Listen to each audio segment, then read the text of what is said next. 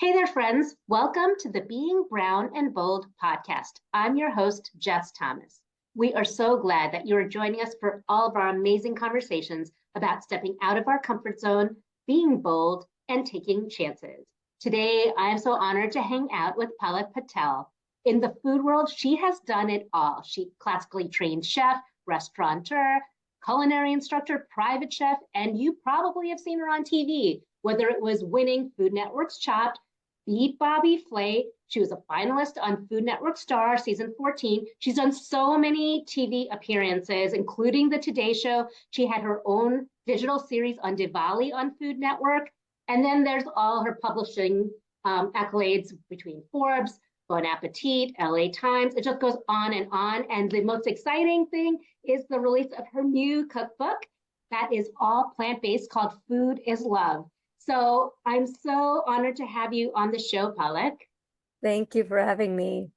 So to get started, let's talk about your name. I think it's so important in our Indian culture, how to say our name, what it means, and why it's important to us. Yeah, so it's so funny. I wrote about this in the Palak Paneer. I really wanted to touch on this and kind of like on the nose, but I wanted people to know the distinction because it's a Hindi name. So if you pronounce it one way, it means spinach, palak. If you pronounce it the other way, palak, it means eyelashes or to bat eyelashes.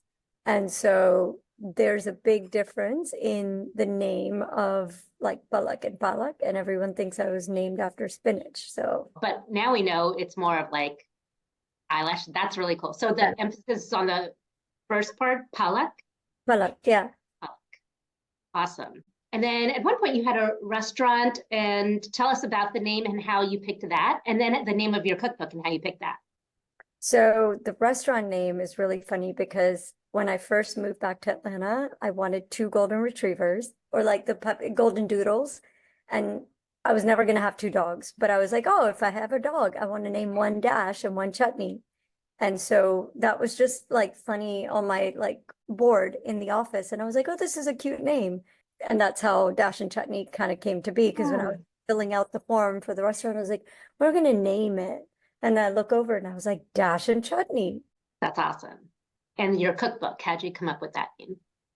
That's great. So when I first got the contract, we had a working title, Invited, because I was like, I like this idea of inviting people into your home, we're Indian, so it's like everything surrounds food and entertaining. So it was called Invited. And then my publisher was like, well, we kind of like it, but let's think more on the name. And then I went through this meditation and I was like, well, what exactly is the book trying to say? And so the book is organized very differently. Unlike most cookbooks, it's instead of having it like soup, salad, appetizers, it's based on emotion. So I had a meditation and I was thinking about what does everything in the book kind of stand for? And I was like, oh yeah, like, Indians don't, in my language, at least, I don't know about Malayalam, but in my language, there's no word for I love you. Right? Exactly, right. We demonstrate love through food and through action. And so I come out of this meditation, I'm like, I got it. I was like, it's going to be Food is Love. And each chapter kind of played off of that. And it was like, food is comfort, food is nostalgic, food is festive, food is indulgent, food is caring. And so all 9 chapters have this like tributary of love and a description of each emotion and how I cook with emotion. I love that. Number one, it's really a Western thing of organizing your cookbook with salad, soup, appetizer, right? Like we don't do that in India. No, we don't cook like that. No. And to have the cookbook organized like that feels so inviting, like what your original heart was. So I love that. So besides your official bio, tell us about yourself. What does it mean to be you? Oh, what does it mean to be me? I would really say somebody just said this to me earlier, and it was like, I feel like Madonna, and not in the sense of like, the fame and all that, but one of the things I really admire about Madonna is she can reinvent. anytime, anywhere. And, if you're like an 80s baby and you follow Madonna's music, every genre and every decade, she was reinventing herself. And I kind of pride myself on that. I worked in corporate for 15 years and then I just decided I was like, I kind of want to cook. And I went back to school. And then I was like, oh, well, I want to write and experience what that's like. So I think at each stage, as I get older, there's an expression of that kind of transition and reinvention. So I love that, and I kind of channel my inner Madonna. I think that's so important, especially as a woman, right? I think there are so many messages out there in general when you're a kid, like, you go to school, you follow this career path, and that's what you do your whole life. But I think specifically as women, we're just, I don't know, created and wired differently where we can do so many things. And I love that you have taken advantage of that. And you're obviously shining in all of that. Tell us a little bit more of like, how did it even happen where you were in the corporate world and then this apparent switch, but maybe it wasn't a switch for you internally? Yeah, it wasn't I think in the long term of things, like that was always going to happen. I started looking at culinary schools when I was coming out of undergrad. So I mean, it took about 13 years before I actually even pulled the trigger. And I remember going to the school. Le Cordon Bleu was very prominent back in the day, and they had a campus in Atlanta. And I was like, oh, you know what? I'm gonna go. And like talk to my parents, and they were like, no. And if you have, parents, Yes. they're not very supportive of the creative arts, and they were like, no. And I was like, okay, well, this is great. And so I did kind of what you've done. So I moved to San Francisco, and I was like, well, if I can't do it full time, I can get trained to be a private chef. I did that on the weekends. I did that, any free time I had, I would like get hired to do parties. And that kind of went on for, I would say, a good 6 years before I worked for a company, and the parent company that acquired us was in New York. And when that acquisition happened, I was like, here's my moment. I was like, Mm. to move to New York and go back to culinary school and like live this dream out. And it still took a couple of years before I was able to make the full switch. But it's different paths for different people. I Right. just think the level of boldness that it requires to step into a completely new life, a very unstructured, I like worked for somebody my entire career. And then to go from that to be like, okay, now you got to figure it out. And there's no corporate card, there's no boss, there's no job description. Like you just kind of feel into it. So I think it definitely took me a little bit to kind of make that transition. And this is you today. Who knows, 5 years from now, 10 years from now? Like, Year from now, like I'm channeling, I told you, I'm channeling my inner Madonna. I'm like, go yeah, ahead, like cut my yeah, hair and like go somewhere. I don't know. right, right. That's awesome. Can you share a little bit about your cultural heritage and how that has also informed your life? Yeah, so I was born and raised in India, and I grew up in a family of 15 people. In India, it's very common to live in a three-story, like communal living. And so Hmm. a big house, 3 stories, both uncles on one story each and us at the bottom. So like growing up in a big family was like a big part, and being around food was a big part of my upbringing. And so like no refrigerator, going to the market every day. I'm like, well, you didn't grow up that way. And so I think it does kind of color what we do later in life, because those are formative years, and it does kind of influence what you end up doing later in life, because you tend to gravitate to those memories that are very special and very core from childhood. And what part of India was this? Uh, Central India, Madhya Pradesh. Oh, isn't that like the foodie capital? Like Indore is the foodie capital? Yeah, Indore, Nagpur are, yeah, Indore is like apparently the big rage. I haven't been yet, but from childhood. Yeah. My daughter did a study abroad and it was like a language immersion, and she was in Indore for a summer, and it just brought so much life to her. And I was like, man, like, especially because we're Malayali. And Yeah. normally when we go to India, we just go visit the family And if we're lucky, we get to do a trip to the Taj Mahal. So when she got to spend a whole summer living with the host family, eating the foods of her host family, learning how to make chai, and their family put mint in it, lots of ginger, which we do not do in Kerala. So that's so cool that that's like part of your heritage. Did you grow up vegetarian or omnivorous? No, vegetarian. We don't eat meat. So, also going through culinary school and living in France, working in Italy, you still come back to your roots. But, and I slowly, through process of elimination, cut everything out. And I was like, going back to my roots. So when you were in these food competitions, did you have to cook meat? And how did you handle that? Back then I did eat meat, even up until Food Network Star. I never ate red meat or pork. And so I actually don't even, I think a lot of times you do get to pick it. I was always trained in culinary school to like make it. So I would just taste the sauce. But I think it was closer to 2018 when I really started reading about the food system and just made a personal choice to kind of eliminate it over time. When you were little, what did you actually imagine your life would be like? I wanted to be a doctor like every other Indian kid. But does every kid want to be a doctor, or they just expect to be a doctor? I think a bit of both. I think it's kind of forced on you, and then you don't know where your thinking stops and your parents pick up. But yeah, like every other kid, that's what I dreamt of. Did you think, because you had been in India, did you think you'd always live in India?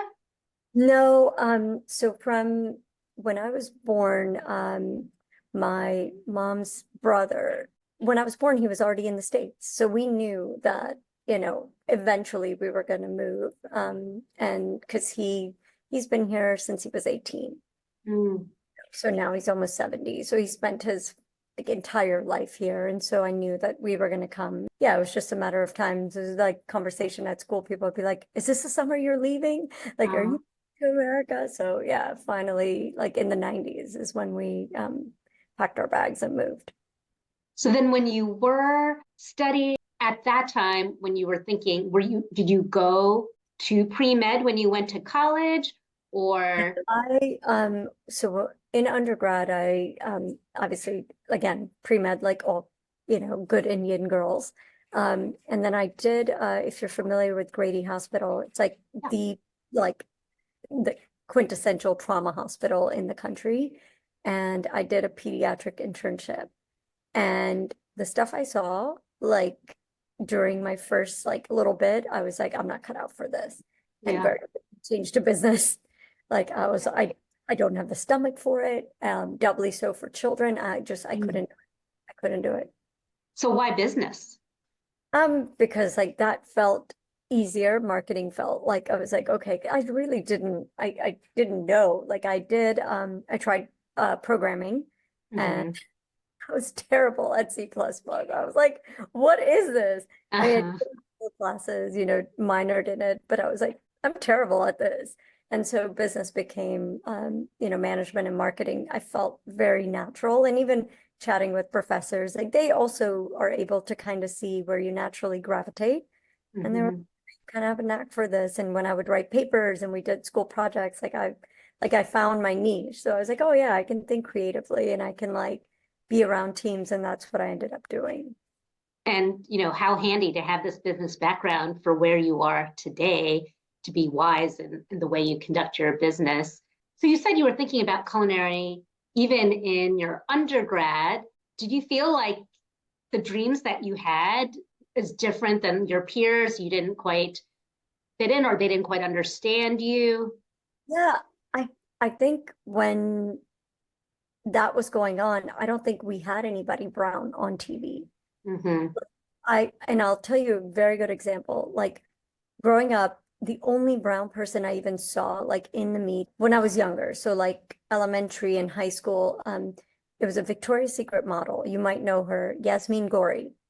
I don't know her. You got to look her up. Okay. She was the only brown person that I remember seeing in like mainstream media. Like I would like look through Victoria's Secret catalogs and like was like, oh, like, who is this person? And she looked like me, right? Mm-hmm. And I was the only person until like later, like it wasn't until I think like late 90s, 2000s when like some of the like Jay Sean, like a couple of these like more popular like singers and actors started to come on mainstream, but it was rare and doubly so in food. I mean, of course we had people in food of like some of the most talented Indian chefs are around the world, but they never got the spotlight and Right. their stories were never told. But yeah, Yasmin Gori was my kind of introduction to like Yeah. she's in a catalog. She looks like me. So were you not interested in like going into media? Like that's what I studied in college was mass communications. I mean, mine was different. I didn't think about being in front of the camera. I was thinking about commercials and I really back in the 80s and there were jingles for every commercial and Yeah. I wanted to write them. Then when I got to school and I realized I didn't have talent to write them, so I went on the marketing side instead. So did you ever consider a career in communications? You know, I didn't know it was a thing. Honestly, Mm-hmm. finished.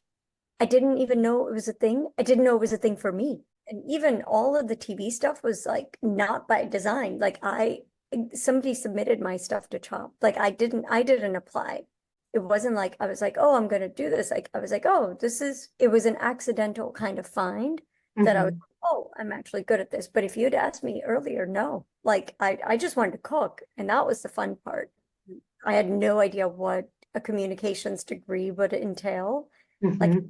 so singularly focused that it's like you go into business or you go into like these, buckets of careers that we're kind of trained to be in. And Mm-hmm. that is all I knew. Yeah, everything conventional. You know how I heard about advertising as a job was remember that TV show Bewitched from years That's ago? And the husband, Darren, was in advertising. I'm like, wait, what is that's a job? Like I can, yeah.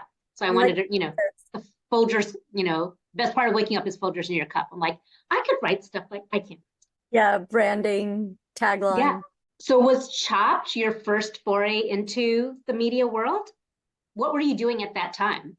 I just finished culinary school, and I got a 4-month internship in the south of France. So I was living in France when, in fact, I interviewed, like they had do the camera test, right before I flew out. And then it takes them about 4 months to like cast you and give you a date. And I came back early winter and then I filmed in January. Like, yeah, the day after my mom's birthday. So I'll never forget it. Yeah. How was that experience for you? Because cooking competition is different than cooking, right? Yeah, it's so funny because somebody asked me this yesterday. The cameras don't bother me. Like the stress of it, like, and the more I was doing it, the more easier it got. Like I was just Mm, I can zone it out and I can just like be, and they're like asking about Bobby Flay, and I was like, I actually never looked to the right. I never looked up until like, mm, so not because was forcing myself. It just didn't occur to me in the process to like look over and see what he was doing. It just kind of was like boom, boom, boom. right, right. I mean that clock is ticking. So now that you've done it, would you go on any other competition shows? I think I'm You're good. done. Yeah. And you know, time in the sun, a decade of like 6 or 7 shows. It's great. Like I'm happy where I am. Yeah. I feel like when people know that you make good food, they're like, oh, you should open a restaurant. So you have done that. Now that you've done it, what would you say to people who like come to you again, like, oh, Palak, when is your next restaurant opening? There's components of running a restaurant that are great, and there are some that, as a first time operator, things I would like do differently. You Hmm. should definitely, because if you're the brand of the thing, you're the creative of the thing, then you're running operations of the thing. You're fundraising, you're pretty much across the board doing everything. I think I would have designed it differently. I would Mhm. have taken an operations partner. I probably would have raised more money, right? Because the problem is burnout. Like when you try to do, and like it's classic for women where you try to do everyone else's thing, but then no one can do your job. Right. And so I think like doing it differently, just having somebody who's strong at operations that can like allow me to do the marketing, do the branding, because it'd be like I would film these shows, like the series I did, we filmed during the week, like back to back, right? And I'd still have to open my restaurant at 11. So I was going there at like 4, setting it up, then going to set, then coming back at the end of the night, or like again 4 a.m. the next day. And it's like it's not sustainable. Right. People in the Indian community, I mean, in general, when they know that you're like a celebrity, they have certain reactions. How has that been for you? I'm actually just really like always just flabbergasted when like people are like, well, I'm like, what? Like, or like young girls will come up to me and be like, oh, like you love to cook. I think it's endearing. Like it's not, it's lovely that you can be that kind of a beacon. I just always find it endearing. Like, I'm just like, what? Like me? I love that I can be that inspiration for somebody. It's still wild to me. Aw. Well, I think it's great because of this cookbook and getting to go around and do a cookbook tour and share about it, what you're leaving with people, well, obviously people can Google you and find you there also, but it's something that's like solid for you. Now that you've been in the culinary world, who has been some like role models for you? When I first started this, I used to live in San Francisco, and I remember going to Chez Panisse for the first time. And Alice Waters, I was like blown away. I think I had like a very simple like potato pomme dauphine or something, like just potatoes, like very classic French dish. I just remember sitting at Chez Panisse and being like, what is happening? And then the like meals, just like the food just kept coming. And it was like this first introduction into eating, like really eating.